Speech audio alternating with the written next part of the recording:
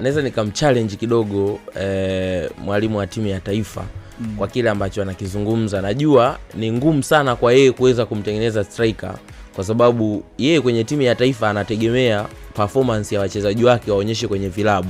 Kwa hiyo akiwaona kwenye vilabu anahamisha kile ambacho amekitazama na kipeleka kwenye timu ya taifa, ndicho ambacho anakitegemea.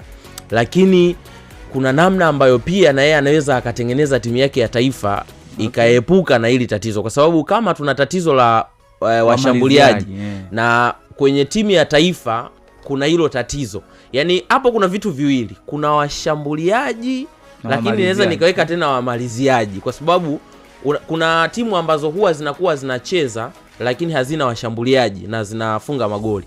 Mfano nakumbuka Azam wamewahi kuwa na issue, aliondoka Prince Dube, Faisal akabakia kwenye lile eneo, alikuja akafunga na alikimbizana sana na Stephen Aziz. Kipindi hicho pia Yanga kulikuwa na hilo shida la watu wa mwisho kwenda kumaliza eneo la umaliziaji. Hawakuwa na striker mwingine bora tangu ameondoka nadhani Mayele. Walikuwa na struggle kupata striker mwingine ambaye anaweza akawa bora pale, lakini walitengeneza uwiano mzuri ambao ulikuwa unawasaidia hata wachezaji ambao walikuwa wanacheza kwenye eneo la kiungo kuja kumalizia zile nafasi ambazo zilikuwa zinatengenezwa na watu wao. Lakini hata ukirejea ligi yenyewe Zikia kama ameongoza kwa magoli yalitawanyika. Ukirejea ligi yenyewe ya Tanzania, mshambuliaji ambaye walau amefanya vizuri mzawa, ukianza kuhesabu wa mwisho pale juu, nadhani ni Nasr Sadun kwenye msimu uliopita ndiye alikuwa top score. Ukimwondoa Mzize, yeye ndiye alikuwa anafuatia mchezaji mzawa ambaye alikuwa amefunga magoli mengi kwenye ligi ya Tanzania. Yes. Sasa ukianza kuhesabu wachezaji wazawa ambao wanafanya vizuri kwenye ligi ya Tanzania kwa miaka 3 hadi 4 nyuma, unakosa mchezaji ambaye amekuwa na consistency, muendelezo. Yani leo atafunga, msimu unaokuja atafunga, na msimu unaokuja pia atafunga. Ina maana hilo ni tatizo ambalo kocha yote kwenye timu ya taifa unapokuja unajua kwanza nina shida ya kupata mshambuliaji wa mwisho kwenye timu ya taifa. Kwa hiyo uhitaji wangu wa kikosi lazima niangalie viungo ambao pia wanaweza wakawa na mchango mzuri na mawinga ambao wanaweza wakawa na mchango mzuri wa kumaliza nafasi ambazo zinatengenezwa kwenye eneo langu. Kwa hiyo naenda kwenye timu ya taifa sitegemei mshambuliaji aje kunifungia. Nategemea kutengeneza muundo ambao unaweza ukanirahisishia mimi nikapata nafasi ya kufunga. Kwa hiyo nikawa na wamaliziaji, nikaachana na kuwa na washambuliaji kwenye eneo la mwisho. Nakumbuka hata Pep pia kuna kipindi amewahi tumia sana kwa viungo wake kufunga, alikuwa ategemei sana washambuliaji wa mwisho mpaka kipindi ambacho alikuja kumpata Haaland ambaye alikuwa anamaliza. Kwa hiyo kwangu mimi hapo naweza nikamchallenge kidogo Hemedi akaangalia namna gani ambavyo anaweza kupata hiyo nafasi, kwa sababu bado tunakwenda kwenye AFCON na tuna mchezo wa kirafiki wa kimataifa pia na Iran. Tutakuwa pia tuna hiyo miss, tunakosa hawa washambuliaji kwa sababu Mzize sasa hivi ametoka injury. Kwa hiyo Mzize tukimkosa kwenye eneo la mwisho, ambaye pia kwenye klabu yake anacheza kama winga, tukimkosa pale kwenye eneo la mwisho shughuli ipo. Na Saduni pia akikosekana ina maana bado shughuli ipo. Sasa hivi ameingiza watu kama kinapo Peter Kasunda ambaye msimu uliopita walao alifanya vizuri na sasa hivi ameanza vizuri ligi, lakini bado hajaonyesha kitu kikubwa, ijapokuwa jana ameingia.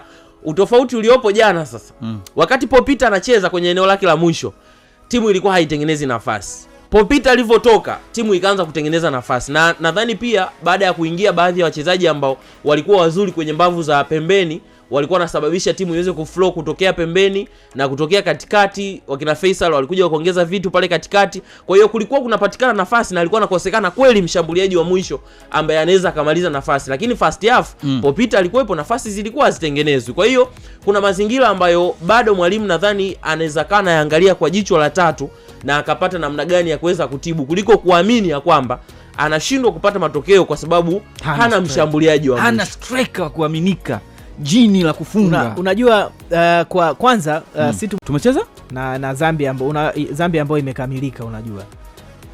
Okay. Yani Zambia jana nilikuwa nawasiliana na mwandishi wa habari mmoja kutoka Zambia, kaniambia katika mchezaji ambaye alikuwa anakosekana jana katika kikosi chao cha kwanza wao kama Zambia ni Miguel Chaiwa ambaye yeye anacheza Bahrain na alikosekana kwa sababu ya injury, lakini kina Kabaso Chongo, kina Fashion Sakala, kina Kelvin Kapumbu, kina Patson Daka, hiyo ndo first 11 yao, sawa. Lakini ukiangalia kwa namna ambavyo jana Stars ilikuwa inacheza, kiukweli kwa kipindi cha kwanza hatukuwa active kabisa, hasa kwenye kutengeneza nafasi. Mafullbeki wa kulia Israel Patrick Mwenda, fullbeki wa kushoto Pascal Msindo, lakini alianza Chazi Mombwa, alikuwepo Abdul Suleiman Sop, Faisal Salum, ambao hawa ndo walikuwa nyuma ya mshambuliaji Paul Peter. Ukiangalia Abdul Suleiman Sop mara nyingi alikuwa anaingia sana katikati kuwasaidia viungo. Faisal alikuwa anakaa karibu sana na Paul Peter, lakini nafasi ilikuwa ni changamoto. Chazi Mombwa finishing yake kwa jana kiukweli, yani alikuwa anakokota mpira vizuri, lakini kwenye maamuzi ya mwisho apige cross au atengeneze nafasi au afunge ilikuwa ni changamoto kwa upande wake. Kwa hiyo kwetu sisi Stars cha kwanza ni kutengeneza nafasi, yani achana na kufunga, issue ya kutengeneza nafasi kwetu sisi ni mtihani. Unasema hii kamba hii ni mtihani, sawa. Tumekuja kucheza na Zambia ambao wapo full squad, sawa. Alafu bao ambalo tumefungwa ni bao ambalo tumefungwa dhidi ya Morocco. Muundo namna ya kufungwa. Tukaja tukafungwa dhidi ya Madagascar. Namna ile. Na jana tumefungwa tena.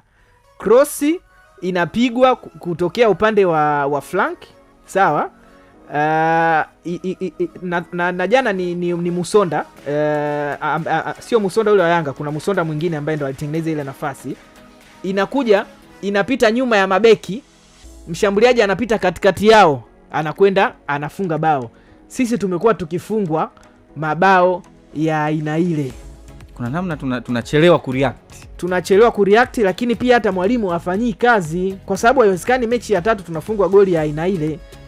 Yani kule upande ule pembeni, fullbeki anapitwa, wanapiga cross ya chini ya taratibu katikati ya mabeki, mshambuliaji anakwenda anatufunga. Kwa hiyo hata sisi kwenye safu yetu ya ulinzi pia kuna mapungufu. Ukiangalia kwa namna ambavyo timu imecheza kipindi cha pili, anaingia Morris Abraham, anaingia Chikola, lakini pia anaingia Ararakia.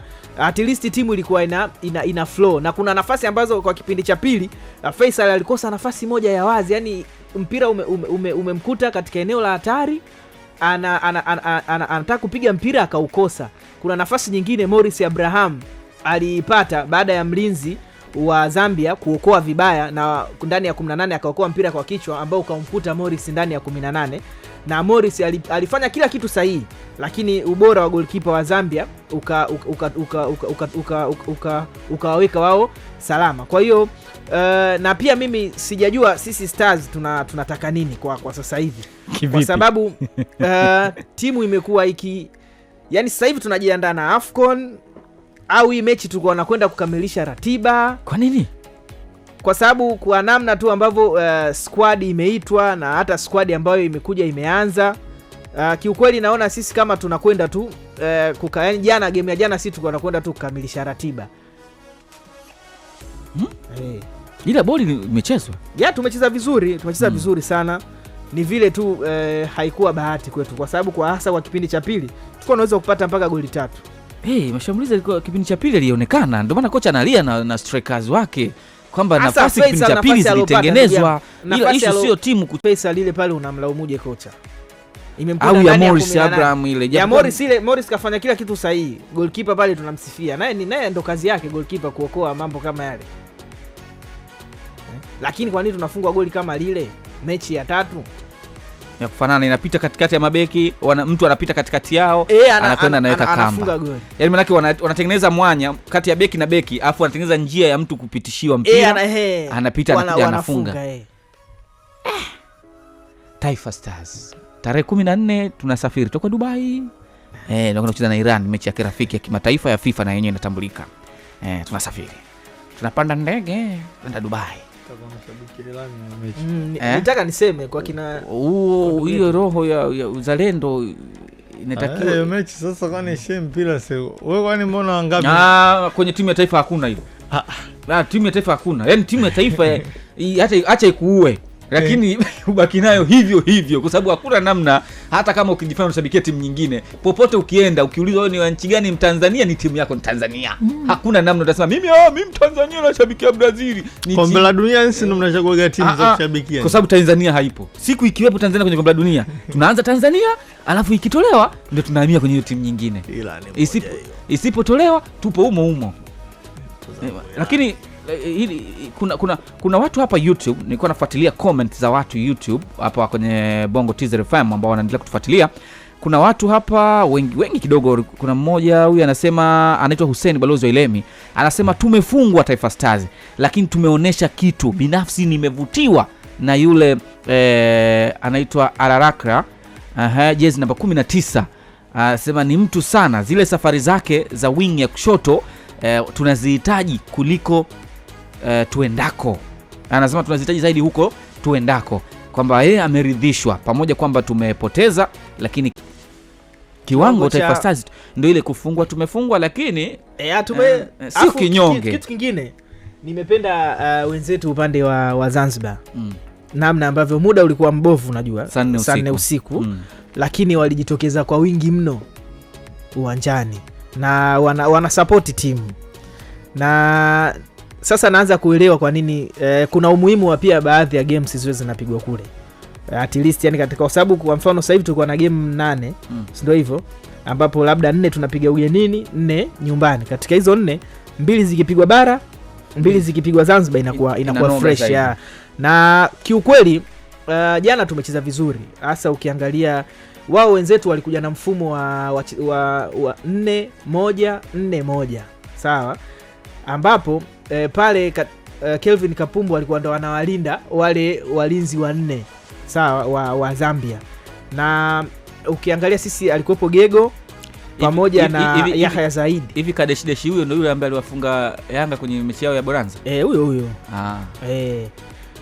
Kwa hiyo Yahya Zaid pamoja na Idi Halidi Gego ndo ambao walikuwa wanacheza kama viungo wa kabaji, na Gego alikuwa ndo anakaa kuwalinda walinzi wetu wa 4, alafu Yahya alikuwa anasogea mbele kidogo.